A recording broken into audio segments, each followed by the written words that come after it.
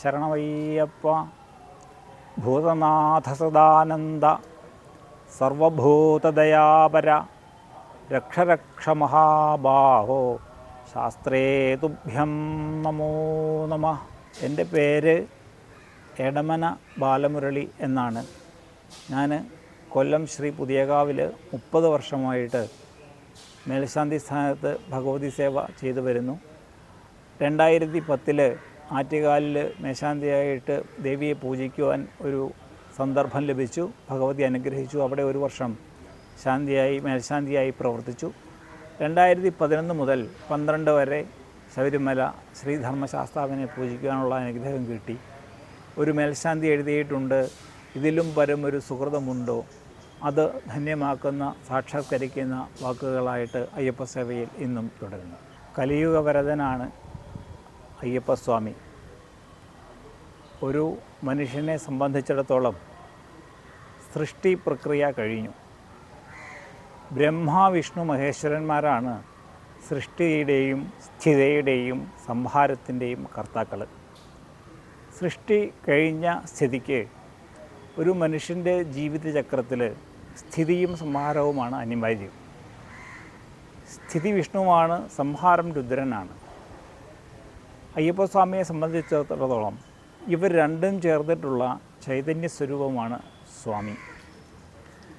വിഷ്ണു സാക്ഷാൽ അമ്മയും ശിവൻ സാക്ഷാൽ പിതാവുമായിട്ടുള്ള ശിവശക്തി സംയോജനത്തിലാണ് അയ്യപ്പസ്വാമിയുടെ സൃഷ്ടി നടന്നിരിക്കുന്നത്.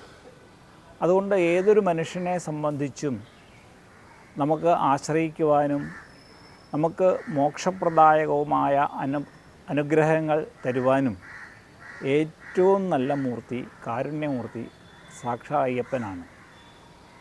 നമ്മുടെ ജനതയെ സംബന്ധിച്ചിടത്തോളം വിഷ്ണു ക്ഷേത്രത്തിൽ പോകുന്നതും ശിവക്ഷേത്രത്തിൽ പോകുന്നതുമൊക്കെ ഉത്തമമാണ്. എങ്കിലും ജീവിതത്തിൽ ബാധിച്ചിരിക്കുന്ന ദുരിതങ്ങളെ, ദുഃഖങ്ങളെ, അല്ലലിനെ ഇല്ലാതാക്കുവാൻ അയ്യപ്പ ഭജനം വളരെ ശ്രേയസ്കരമാണ് എന്ന് നമുക്ക് അനുഭവത്തിൽ നിന്ന് തന്നെ നമുക്ക് പഠിക്കാവുന്നതാണ്. അതുകൊണ്ടാണ് ഈ ശബരിമലയിൽ ഇത്രയധികം ആൾക്കാർ ക്ഷിപ്രപ്രസാദിയായിട്ടുള്ള അയ്യപ്പൻ്റെ അനുഗ്രഹത്തിനായിട്ട് അല്ലലും കഷ്ടപ്പാടുകളും എല്ലാം സഹിച്ച് ശബരിമലയിൽ ദർശനത്തിന് എത്തുന്നത്. സാക്ഷാൽ അയ്യപ്പസ്വാമി എപ്പോഴും അനുഗ്രഹഭൂതനായിട്ട് തന്നെയാണ് പരിവർത്തിക്കുന്നത്. അഭിഷേകപ്രിയനാണ്, കർപ്പൂരപ്രിയനാണ്. എല്ലാം കൊണ്ടും എല്ലാ ആദി ദുരിതങ്ങളെയും ഇല്ലാതാക്കുന്നവനാണ്. കാനനവാസൻ അയ്യപ്പസ്വാമിയുടെ ചരിത്രം ശബരിമലയിൽ പ്രത്യേകമാണ്.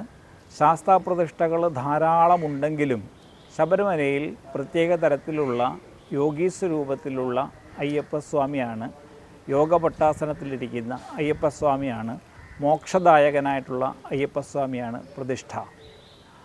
അച്ചൻകോവിലും ആര്യങ്കാവിലും കൊളുത്തൂപ്പുഴയിലും ഒക്കെ പലതരത്തിലുള്ള ശാസ്താക്ഷേത്രങ്ങൾ ഭാരതത്തിൽ നിലവിലുണ്ടെങ്കിലും ശബരിമലയിലേത് അത്യുന്നതമായ അനുഗ്രഹസ്വരൂപിയായ ആനന്ദകാരിണിയായ ഒരു ചൈതന്യ സ്വരൂപമാണ്.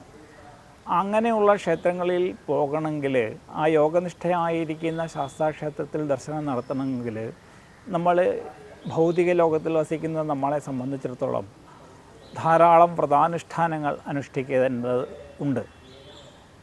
നല്ല ഒരു ഗുരുഭൂതനെ കണ്ടുപിടിച്ച് ഗുരുനാഥനിൽ നിന്ന് ചിന്മുദ്രയായ മാലയെ അണിഞ്ഞ് നമ്മൾ വ്രത ആരംഭം കുറിക്കുന്നു. ഈശ്വരചിന്ത മാത്രം മനസ്സിലായിട്ട് ഒരു മണ്ഡലക്കാലം നമ്മൾ നമ്മുടെ ജീവിതത്തെ നയിക്കുന്നു. പിതൃ മോക്ഷപ്രദായകമായിട്ടുള്ള ക്രിയകളും ആതുര സേവനങ്ങളും അന്നദാനം, അയ്യപ്പന് നിവേദ്യം കൊടുക്കുന്ന മനസ്സോടുകൂടി സാധുക്കൾക്ക് അന്നദാനം നടത്തുന്നു. അങ്ങനെയുള്ള വളരെ ഊർജമായിട്ടുള്ള വ്രതചര്യയോടുകൂടി സൂര്യ ഉദയത്തിനു മുമ്പ് എണീറ്റ് പുണ്യനദികളിൽ സ്നാനം ചെയ്ത് ഭസ്മചന്ദനാദികൾ വിലേപനം ചെയ്ത് ക്ഷേത്ര ദർശനങ്ങൾ നടത്തി കാണുന്നതെല്ലാം അയ്യപ്പൻ എന്നുള്ള ആ ഒരവസ്ഥയിലേക്ക് മനസ്സിനെ പരിവർത്തനം നടത്തിയിട്ട് നമ്മൾ എല്ലാ തരത്തിലുള്ള ദുരിതങ്ങളെയും ഒഴിവാക്കിയിട്ടാണ് പമ്പാ സ്നാനം ചെയ്ത് പമ്പയിൽ പിതൃക്കൾക്ക് ബലിയിട്ട് അങ്ങനെ കഠിനമായിട്ടുള്ള മല കയറി ഇരുമുടി സുഖദുഃഖങ്ങളാകുന്ന ഇരുമുടിയും ധരിച്ചുകൊണ്ട് സാക്ഷാൽ അയ്യപ്പസ്വാമിയെ ദർശിച്ച് നമ്മൾ കൊണ്ടുപോകുന്ന നെയ്യ് ആഭ്യന്തരമായിട്ടുള്ള ബാഹ്യമായിട്ടുള്ളതുമായിട്ടുള്ള സർവസ്വവും നമ്മൾ അയ്യനിൽ സമർപ്പിക്കുന്ന ഒരു പ്രക്രിയയാണ്.